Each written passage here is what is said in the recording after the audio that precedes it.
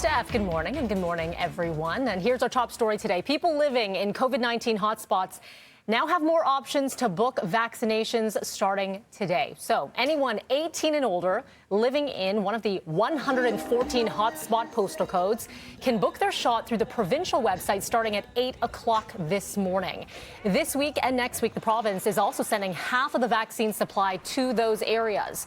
Most hotspots were already giving out vaccines to residents, but that was mostly through pop-up clinics and massive lineups. But health experts say right now this is still not enough. Really remains to be seen whether this will be enough. It's important for Ontarians to realize that the government has really implemented half of what was actually called for. That's in addition to other half measures like paid sick days, where they offered 3 days instead of the recommended 10. Starting on Thursday, the provincial booking system will open to Ontarians 50 and older and those who cannot work from home, including anyone working in schools and food, manufacturing and distribution workers. The province says it expects all adults over 18 eligible to book a vaccine starting May 24th.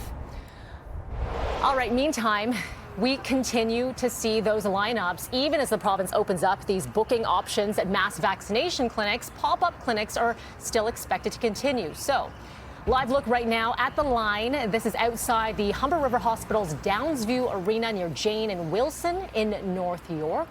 And you can see people have brought out the lawn chairs. They are already lined up waiting for this one to open up this morning.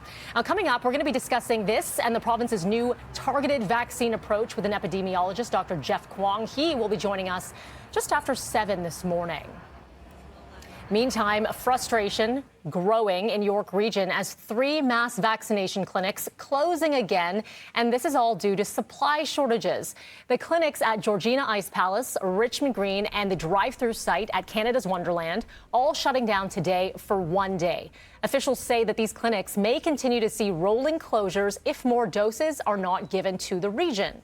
York is currently 7th in Ontario when it comes to vaccine allocation per capita. The province is giving 50% of its vaccine supply to Toronto and Peel over the next couple weeks. Well, Toronto Public Health investigating a COVID-19 outbreak at one of the federal government's quarantine hotels.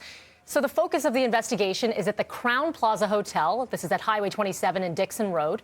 The health unit would not say how many people may be infected or how this outbreak began, but says it is aware of cases linked to that workplace.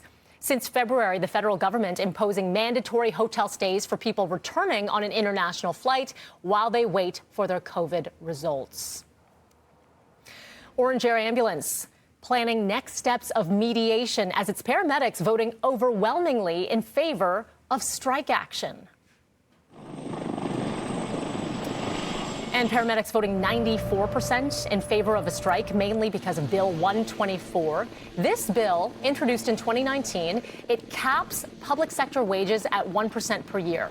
Unifor, the union representing Ornge paramedics, say strike action would be the absolute last resort if negotiations fall through. Striking for us is the absolute last consideration, especially what we're dealing with here during a pandemic. Why in the world should our paramedics in Toronto that work for Ornge, frankly, get paid less than paramedics and have less opportunity for free collective bargaining than other paramedics across this province? Air ambulance paramedics need to give notice if they intend to strike. Ornge paramedics have been working, by the way, without a contract since July 31st.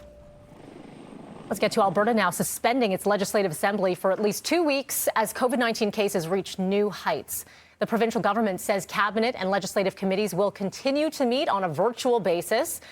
But not everyone happy about this. Alberta NDP leader Rachel Notley says her party adamantly opposes the decision, while outstanding bills like paid sick leave still need to be discussed. And it comes as the province reporting over 2,400 infections on Saturday, breaking its highest daily record for a 3rd day in a row. Well, the U.S. continuing to provide life-saving medication to India as the country battling a devastating surge of COVID-19 cases. 125,000 vials of antiviral drug remdesivir has been shipped to the country, arriving last night. The U.S. planning to send over $100 million worth in supplies to India in the coming weeks. International aid coming as the country continues to shatter daily COVID infection records. And the country reporting over 360,000 new cases of COVID-19 today. That is the 12th straight day India has reported over 300,000 new infections. The country's overall caseload is now just shy of 20 million cases. All right, 6:09 is your time this Monday morning. Coming up next in business, two of the biggest electronics companies in the world going to court, and it's all over a video game. We're going to talk about Fortnite legal troubles coming up next with Mike Eppel.